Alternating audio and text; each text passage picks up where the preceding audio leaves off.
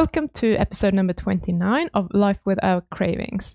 Today I want to talk to you about how you approach your addiction to carbs when you believe that it's possible to do something about it versus when you approach it believing that the addiction is a permanent illness that is just always going to be with you, and how you can start shifting those beliefs around so that you can overcome your addiction. And you might feel a little bit skeptic about this and thinking that it's some type of law of attraction thing going on, but I'm going to show you how it's all down to choice and how it's as if you are choosing what apps to install in your brain.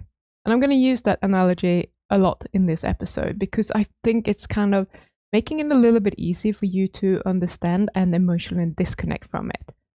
So let's say if all you have is Facebook, you will never be able to post a tweet.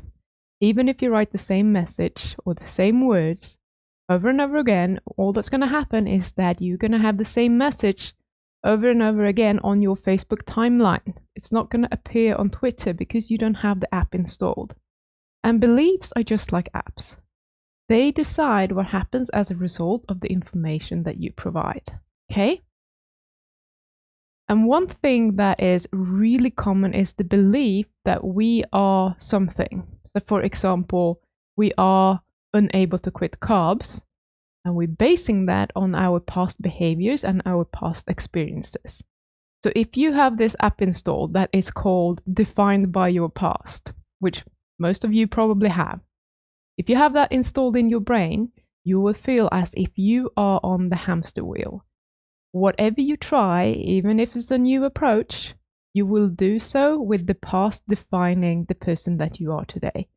And if that person has always failed in the past, guess what? You will automatically start looking for failures. So let's say that you're trying my approach to quitting.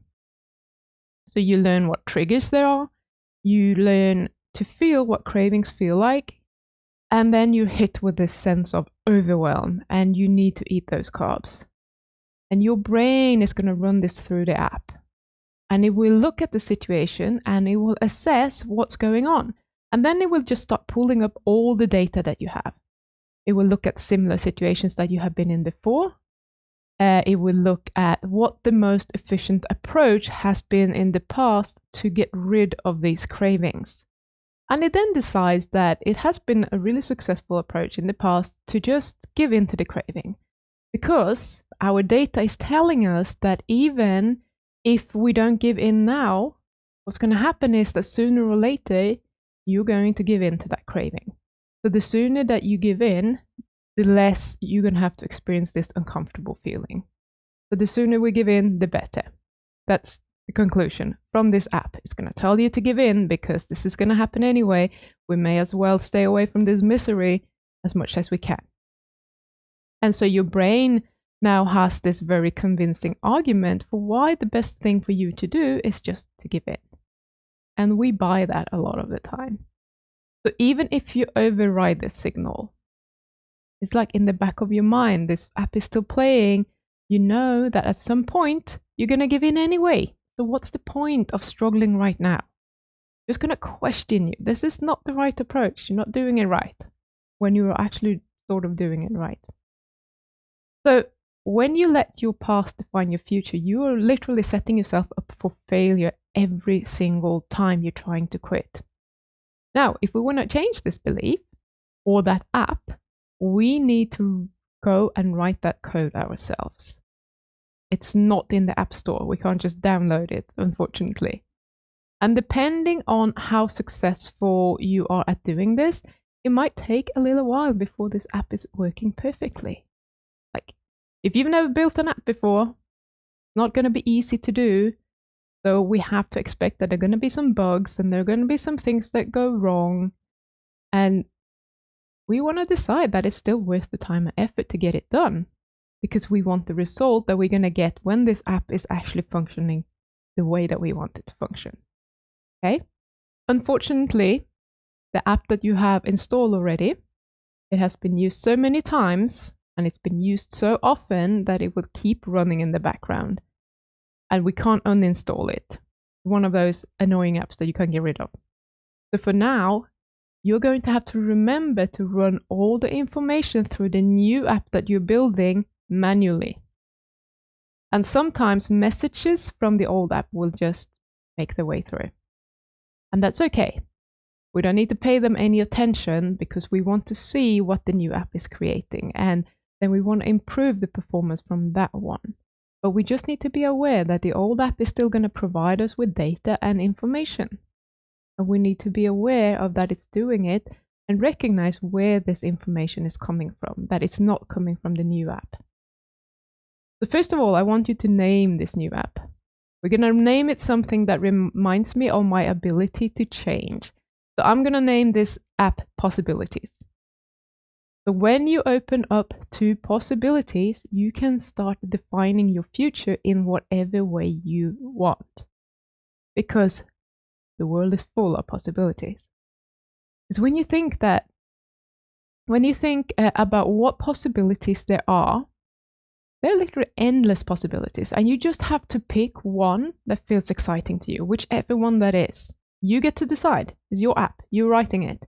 When we start building this new app, we need to put a few things in place. We want it to search for all possible outcomes when we have a craving, and we want to do that in layers. So literally, when we have a craving, we have 3 choices. 1, we can eat whatever it is that we crave. 2, we can resist the craving. And 3, we can accept that we have a craving, feel that, and then not eat the thing that we actually crave. Ideally, I want it to go to the 3rd alternative every time. This is my goal.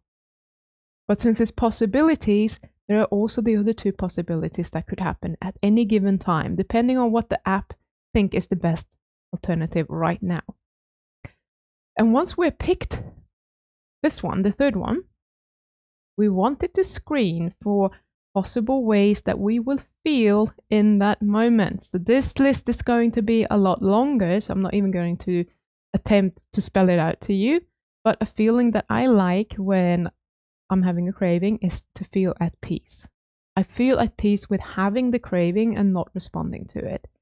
And this just comes from the acceptance of me having that craving. So this is going to be my go-to feeling when I'm experiencing my cravings. And from there, we want the app to tell us what we need to be thinking about to feel at peace. So before you write your code, you need to try some different thoughts on, and you want to see which ones give you the result that you're looking for. So whenever I think thoughts like, this is just part of the process, or this is just a sensation in my body, because that's what it is. Or I can feel uncomfortable and be okay at the same time. When I think these thoughts, I feel accepting of what's happening and I feel at peace with it. So this is the information that I want my app to provide me with whenever I have a craving. I want this to be the app that is running in the background whenever I crave something. So if we translate this back to changing beliefs, if you believe that there are endless possibilities for how you can feel, react, and think about cravings, and that you get to choose, you will approach the cravings and your addiction from a place of empowerment, because you know that you're in control now. You know that you have the choice. You have written the code for this app, and it has to do what you say that it's supposed to be doing. You just need to figure out how to get it right, how to get rid of the bugs. Right now, all you have to do now in any given moment is that you have to actually actively choose what you want to happen. You just have to open the right app that you have programmed to work for you. And once you open that app, it will provide you with the thought that you have already decided on. When you are focused on connecting with the thought and believing it, you will feel completely different about having the cravings when you can access those thoughts and when you can access that different feeling. Because right now, if you're always giving in to your cravings when you're not going to feel very much accepting of it or relaxed around it. There's going to be tension there of some kind. And behind that is probably a thought like, I want to eat it. That's the old app running. We don't want that to interfere with what we're doing right now. Cravings are never going to feel good. Let's just get that out there. They're never going to feel good. That's not the purpose of cravings. But you will notice that the more that you prioritize this app, the quicker it will open up. And eventually, this will be the app that is running in the background, while you can just focus on other things and doing the things that you like doing. You don't have to think about it anymore. So let me know if you believe that there were endless possibilities, how would you approach your addiction differently? And really do think about that and leave me a comment, because I would really love to know. We are often very stuck in, I have always been like that, or it's not going to happen for me, I'm not able to. But if you open up to all the possibilities, how will that change your approach to your addiction? A lot can change by you just answering this question. You don't even have to tell me. You don't have to put it in the comments, but I do appreciate it when you do. So try that. With that said, if you don't really want to go through all the trial and errors and you just want the results as quickly as possible, I want to invite you to the group Quitting for the Last Time. This is my group program. When you join, you will start changing your beliefs from the beginning. That's what we do. And you will know exactly what to work on each week. And by the end of the 12 weeks, you will look at things completely differently. You're not going to be bothered by your carb addiction. It won't be a problem anymore because you have reprogrammed your brain. You have installed a different app, and that app will now run in the background. And that's the beauty of doing this work, is that once it's done for life. You don't have to keep paying attention to it or struggling or think about it all the time. It just happens. And if you want to join that, the link is in the description. I can't wait to help you help yourself, because that's what I do. I empower people to see the solution that they need, and I help you find that solution. And that happens a little bit differently for every single person, but this works for everyone. And when there is endless possibilities, life is pretty much awesome. I'll see you next week. Bye.